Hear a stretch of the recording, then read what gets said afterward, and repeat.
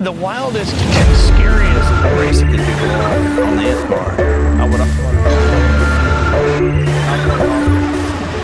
American car racing icon Anthony Joseph A.J. Foyt was born on January 16, 1935, in Houston, Texas. Now a retired automobile racing driver, Foyt participated in numerous genres of motorsports, but is best known for being the most successful driver in American championship racing, with 67 wins, and in music, with 159 victories. These achievements significantly contributed to his impressive net worth. After his driving career, he transitioned into ownership of racing teams, marking a career that began in the 1950s and ended in the mid-1990s. Have you ever wondered how rich A.J. Foyt is? As of mid-2017, according to Celebrity Net Worth, A.J. Foyt's net worth is estimated to be as high as $35 million, largely earned through his successful racing career. Additionally, Foyt was a racing car owner, which further enhanced his wealth. Foyt grew up in Houston, attending Pershing and Hamilton Middle Schools, and later Lamar, San Jacinto, and St. Thomas High School. However, he dropped out to pursue his passion for mechanics instead of academics.